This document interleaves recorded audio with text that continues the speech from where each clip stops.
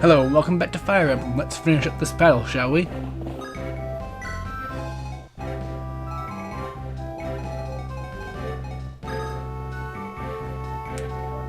This level is full of narrow passages, which kind of makes it a pain to navigate. You kind of have to squeeze everyone through.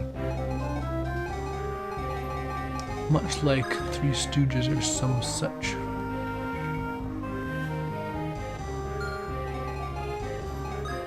So yeah, I'm theorizing right now on the viability of using Florina here. Because if I can get her into a place where she doesn't have to risk really getting attacked or anything, I might be able to maybe actually do something with her.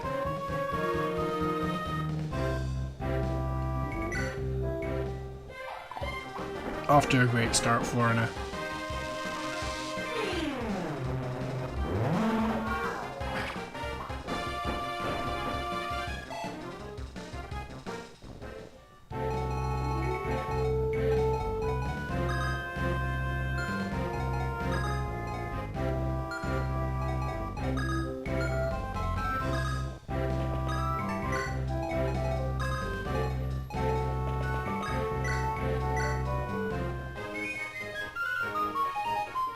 I do kind of miss some of the graphical flourishes from Fire Emblem Awakening.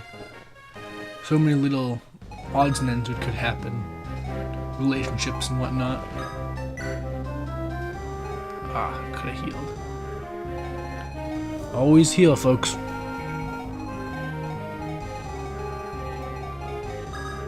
But yep, awkwardly enough, I couldn't actually get Dorcas over the mountain, so...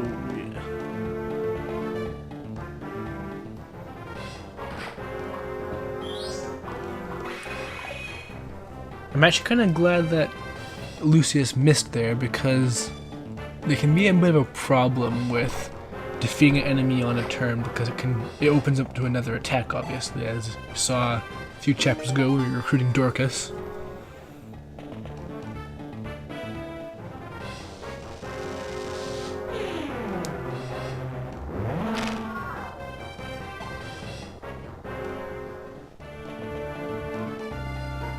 But yes, that mage just relinquished the valuable position that is a fortress, so things just got better.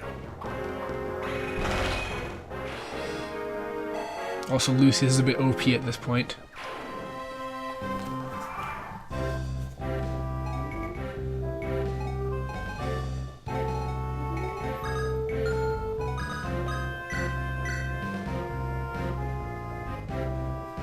So it just decimates everything in Schlur Path.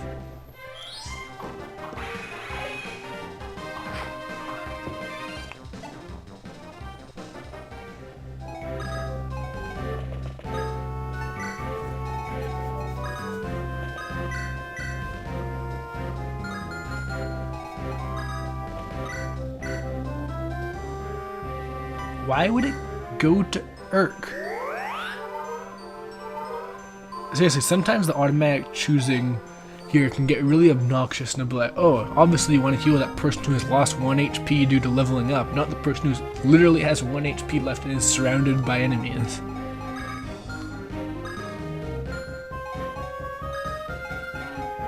Because, I don't know.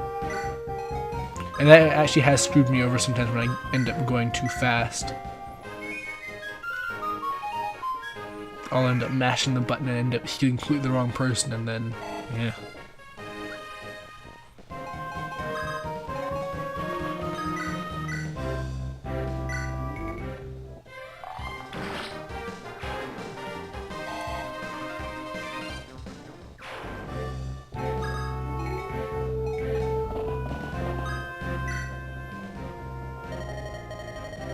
Ooh, a detailed character.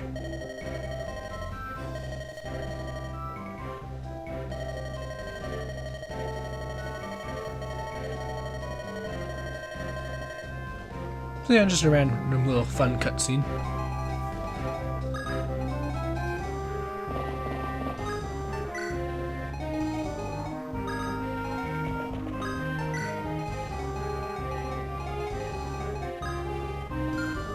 Always gotta be careful about Florinite.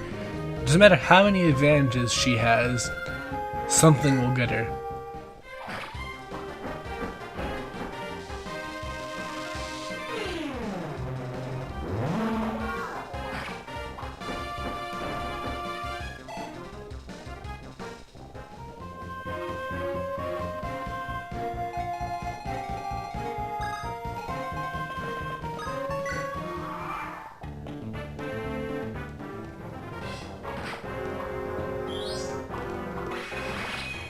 And that's the end of that story. Good old Lucius kills everything.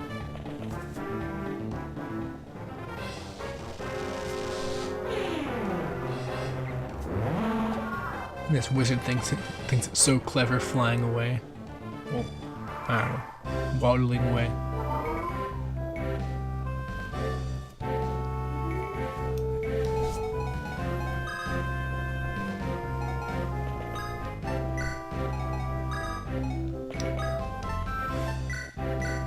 Always heal.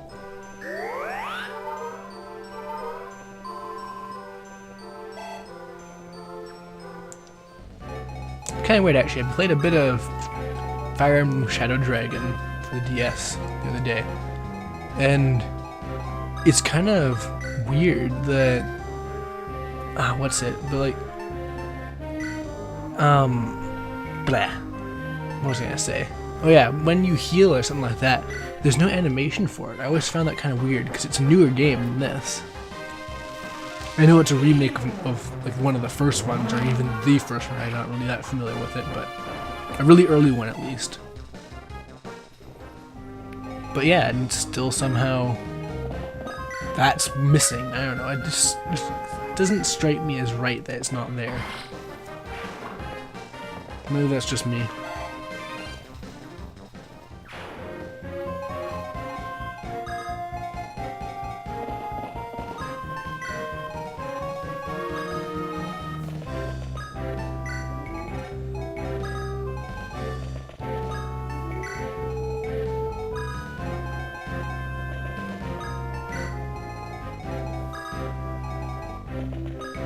Probably could have used Niels there to move Dorcas along a bit faster.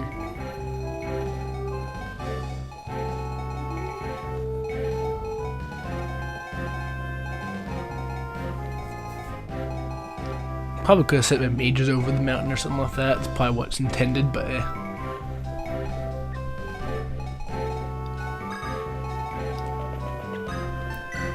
Dorcas probably doesn't have the right movement abilities to actually get across. Like, it probably can't move far enough.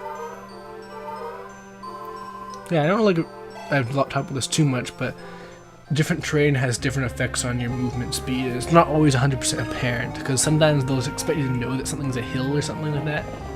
So yeah.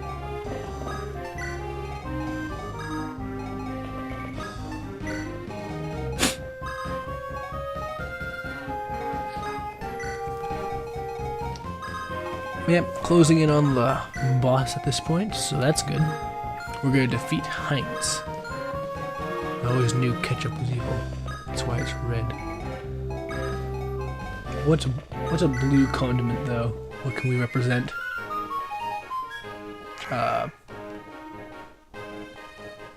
What is blue? What do you even eat that's blue?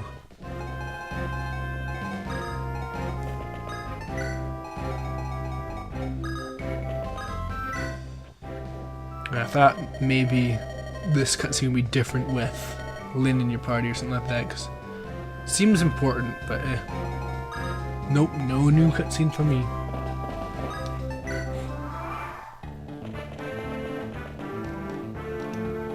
Kind of find it weird that shamans move slower on the map for whatever reason. Shamans. Shaman? Shaman's even right? I don't know.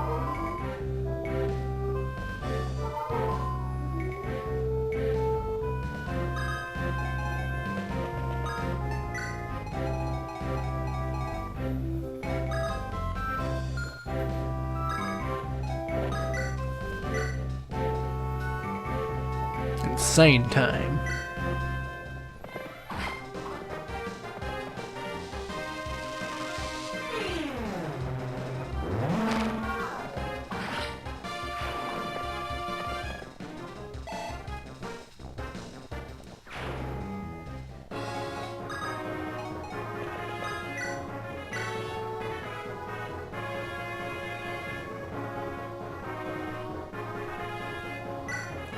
Kind of finish this off.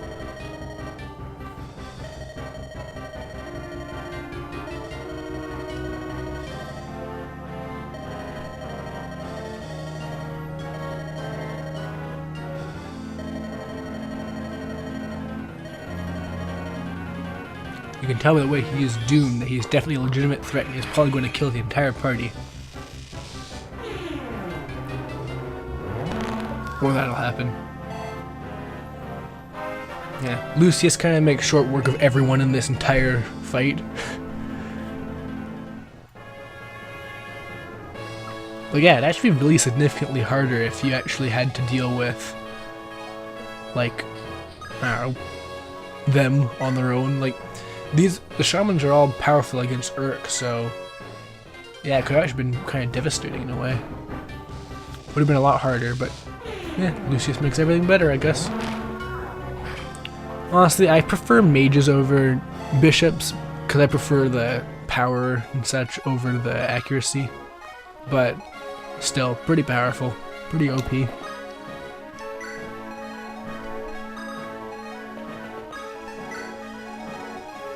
And a very pathetic boss, I gotta say.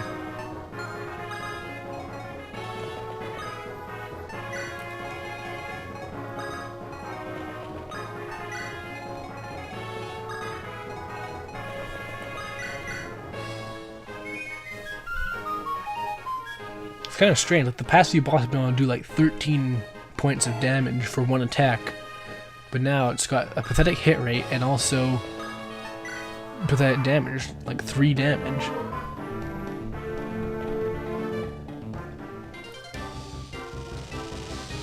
Ooh, 8 damage, okay, I stand corrected, but 3 damage for Lucius, and that's all that really matters, right? But still, 8 damage, and that's less than before. That's what I sort of meant with mages being nerfed in this. Because they just don't do very much damage. That's their way of getting around the fact that they can pierce armor and all of those other amazing things.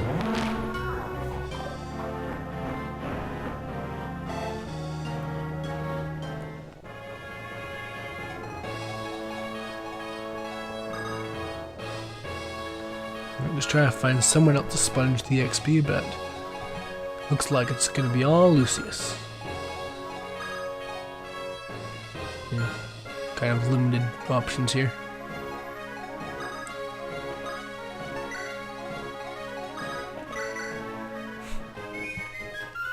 Gotta get that Nils experience though.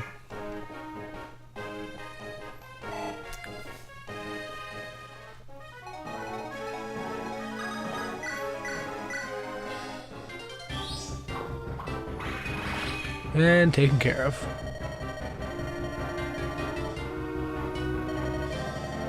Striking at air.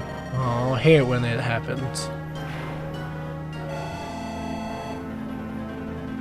In worlds where you can create like holograms that can fight as competently as like a regular person, why are wars fought?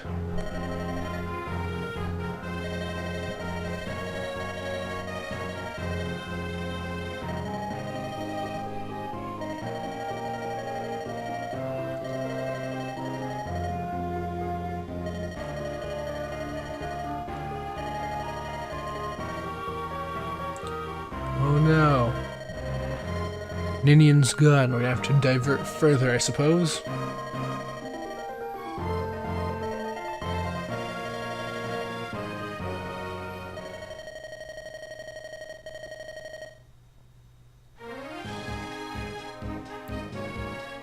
They all lived happily ever after.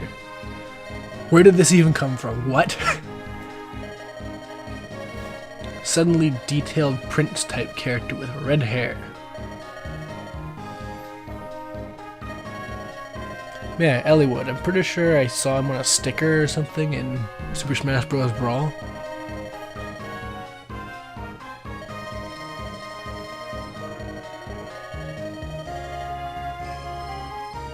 Man, his hair is bright. That's a rich red color.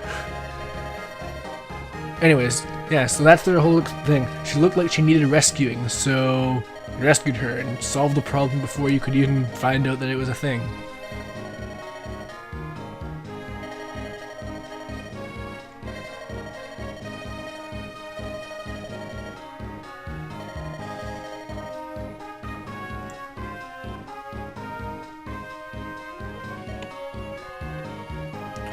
Good thing there was no recap there. That'd just be awkward. Yeah, what an insane tale. A person goes and gets taken by some soldiers, and then some bandits attack, and then she gets a magic sword, and then some bandits attack, and then some bandits attack, and then some bandits attack, and then these Black Fang people, and there's a kid, and then this happens. Insane.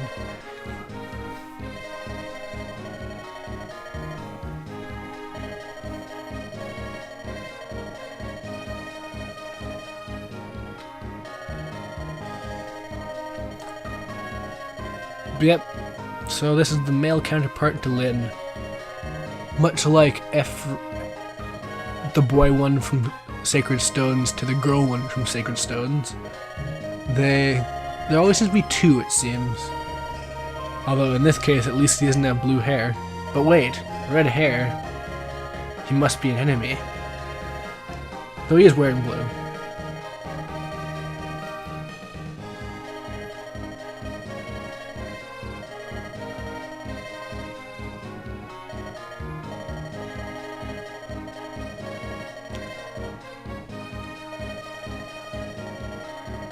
Yeah, so Eliwood just kind of forced himself into the plot at this point. But yeah, he's a thing now. Of course, Lyn proudly is like, nope, not going to accept help from you. I accepted help from all the other people, but not you. Not you.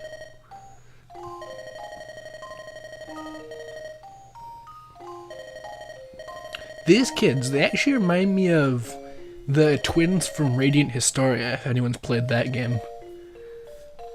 They kind of have the same, even the same look, just not the same color hair, but in like the same kind of mannerisms and motifs and all that. Actually, Radiant Historia would make a good Fire Emblem type game. The classes are pretty much already there, and Stock would make like a good kind of thief type lord, because all the lords always have some sort of class as their basis. Like Lyn's a Myrmidon.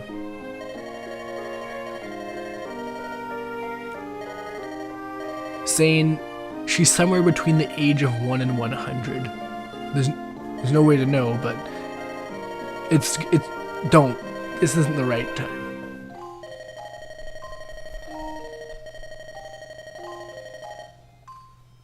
Dance is in honor of life. What is this, Final Fantasy X?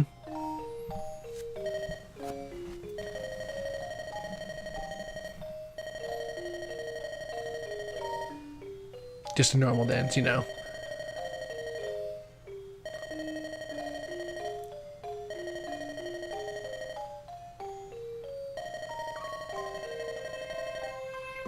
Oh no, no magic dances. But I like magic dances. They give me superpowers. I mean, imagine if she had like the abilities of a dancer from Final Fantasy V. That'd be crazy. She could do like sword dance and do tons of damage. It'd be crazy. I'm pretty sure sword dance is like quadruple damage or something like that. If she was that kind of a dancer, that'd be great.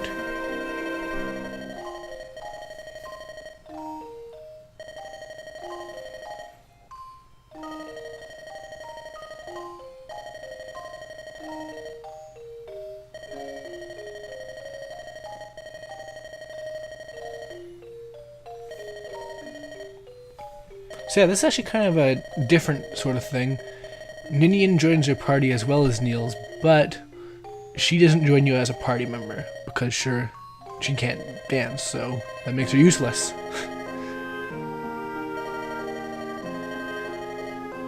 Yeah, and they have magic sensing powers too. Man, Lyn is easily amazed. Like, I know it's an amazing ability, but she says, wow, that's amazing about everything.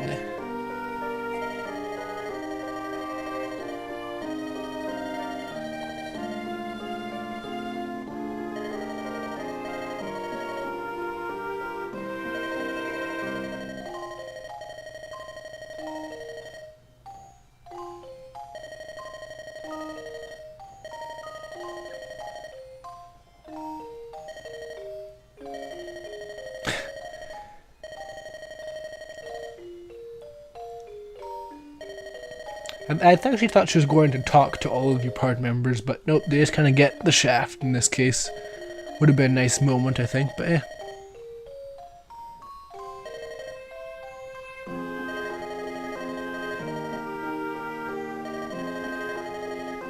Yeah, there's a new little thing here, another wrinkle to the element.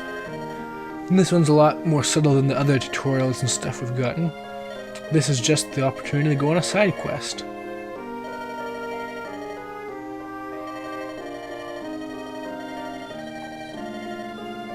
You can go after this ring now that Ninian was lost. I'm not exactly sure what this has actually accomplished, because I do go out on the quest, spoilers, but it's valuable just for going after the EXP in my mind.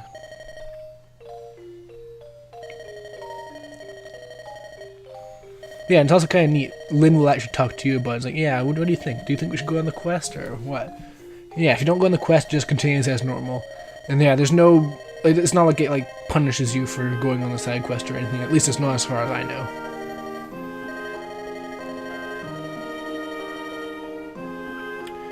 And as far as I know, there's no way to do a side quest if you choose not to go on it. So, yeah. Now, it mentions fulfilling certain conditions, so I'm hoping that I don't miss any of them or anything like that. Like, I hope that they aren't too hard to figure out or something like that, because I would really hate to miss it.